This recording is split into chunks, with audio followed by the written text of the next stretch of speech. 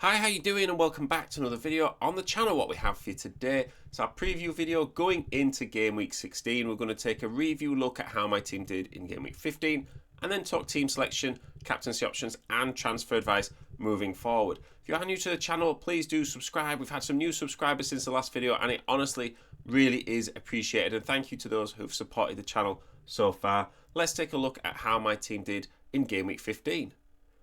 So as we get the team on the board, it was another green arrow, my third in a row, which after getting 7 red arrows in the previous 8 game weeks is more than welcome, and I'm never going to take a green arrow for granted. It does mean in the last 3 game weeks, we've gone up about 550k, back to close to the $500,000 mark, but whilst it's 3 game weeks in FPL, it's really only 1 week in real time, considering how condensed the fixtures are. So it does go to show and hopefully gives those of you who are maybe struggling in FPL at the moment a little bit of hope that it can turn around really quickly, especially over Christmas. So just stick with it whilst you can. You never know how things are going to turn around, and the fixtures and the overall ranks for FPL are still really close together, and it can be a swing for you. So where did the points come from? Well, certainly not in defence, with all 3 of them getting 1 point and Riot in goal getting 2 points. Now, I'm not too bothered about that because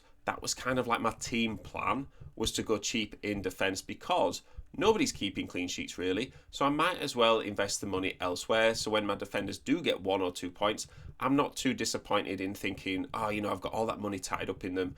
I should look at transferring them out because these players are still capable of getting clean sheets. It was just unfortunate that they didn't this game week. Would I like one of them to keep a clean sheet? Yes, they are allowed to keep clean sheets, really. But when they're at that price, I'm not too disappointed when they're done. So the points really came from midfield. Fernandes, Palmer and Bowen. Until Bowen got his points last night, I was on for a small red arrow. So that's got me up about 100k overall, I think, from where I could have been just from Bowen's points and Strand Larsen's 2 points in the West Ham Wolves games. I did captain Ollie Watkins. Now, yeah, it's a risk, or it was a risk to captain someone like Watkins, but I just feel, and I still feel, that Southampton game is definitely one to target, and especially since Salah was out. I was captaining Watkins anyway, but when Salah's game was called off, I was definitely relieved because a lot of other people captained Salah. At least when Salah's game was cancelled, it spread the captaincy out a bit, so the Watkins blank didn't really impact me as bad as it could have been. A lot of people were captaining players like Saka and Haaland, and whilst Haaland scored, they didn't get loads of points. It's not like everybody was captaining Palmer, who scored 18 points. Some people were, and well done to them. He was my vice. So when you look at it and you think, I should have just captain Palmer. Well, both his goals were penalties, so it's not like they came from open play, and Palmer's not going to get 2 penalties every game week, so it was unfortunate, but it's not something that you knew was going to happen, and then it happened anyway. The 2 penalties are just something that came up in the moment for the game, and you can't rely on that every week. And it's also, when Watkins came on, I think he had 4 shots on goal and some potential assists that Villa just couldn't finish, so even with half an hour or so against Southampton, he still had those chances. So on another day, he could easily have got a goal, and it's not really a conversation point. As it stands, if I'd captained Palmer, I would have had a really good game week, but I'm never going to complain at a green arrow, and I do feel good about my team moving forward. And I think someone like a Southampton is definitely a team to target with captaincy and transfers moving forward if you've got a few transfers in the bank that you want to make the most of. So onto the fixtures for this game week, and again, there's no 12:30 kickoff, but this is by design. So who would I captain this game week? Well, for me, it's probably between Palmer and Salah again.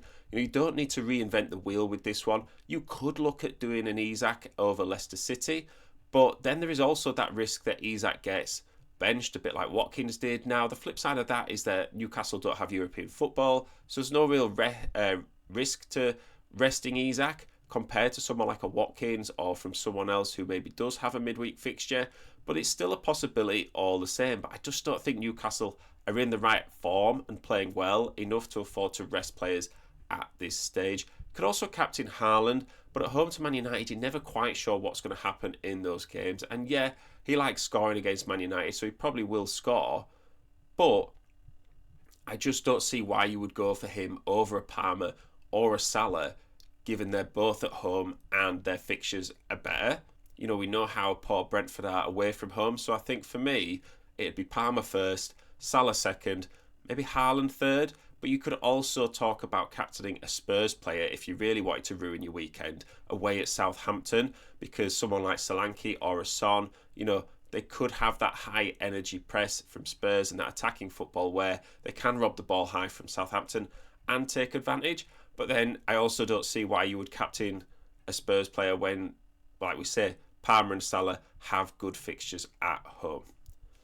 So the team for this game week is looking really good, and there's not anywhere that I'm considering swapping out, because we wildcarded a few weeks ago and we made a transfer from Mbeumo to Bowen last game week or midweek, and I'm happy with the team. I think they've got good fixtures this game week. You could look at someone like Bruno, who has Man City away, and say, oh, you know, should you take him out? But Bruno's fixtures overall are looking all right, and he is returning for me. You know, he did score in the game week, so it's not like he's blanking and I'm worried about him.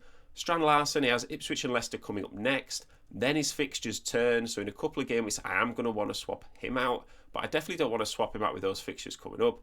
So I actually have 5 free transfers saved up as it stands, and I've got no money in the bank, so I can't upgrade anybody, so I would need to sell first. But I have to use one of them, right? Because in every other FPL season, you could only save 2 transfers. And I think if you told me then, when, you know, it's funny because it feels like you have to use the limit that you've got. So when I had 2 free transfers in previous seasons, you'd always use one. And if you'd have told me that at one point I could save up to 5, I'd wonder what you were talking about, you know. And I think a big part of that is being able to roll transfers whilst you're wildcarding, because I had 3 saved up before the wildcard, and then I've not really had to use any since because my team is quite well set up. So I am going to use one this week, and it's kind of going to be a bit of fun really, because I'm looking at swapping out someone like Ollie Watkins, because I might as well just use one transfer every game week rather than lose it until I need to use more than one with some wholesale changes. And there's no point swapping any of the defenders around because I can only go for 4.5 mil defenders anyway unless I sell. And I think I should just target the best attacking fixture every game week. So one option is Solanke away at Southampton, and the other option is Jackson at home to Brentford, because Brentford's form is so terrible away from home.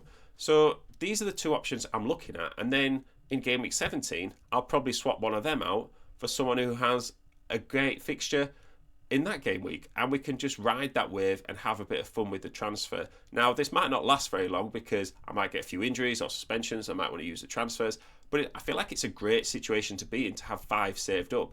And now I've just got that flexibility that if I did want to make 2 or 3, I can do it at any point.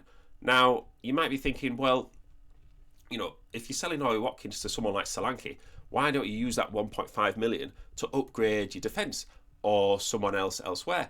And I just want that flexibility to maybe go back to Watkins in a few game weeks if that's needed. And I also think if I went to someone like Solanke and then I upgraded my defence, I might not be able to go to someone like Jackson the next week afterwards, because I'm happy with my defence. I don't really see a need to improve it.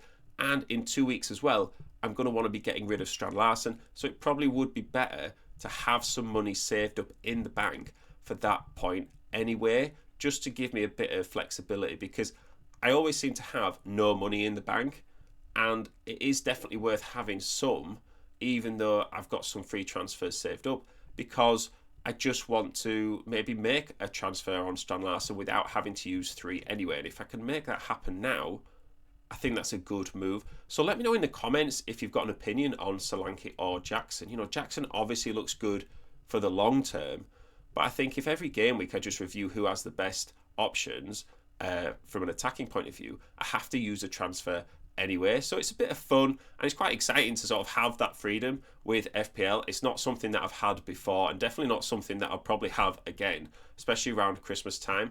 So thank you very much for listening. Hopefully you've had a good game week. If you haven't, remember, it can all turn around really fast, and I will see you in the next one.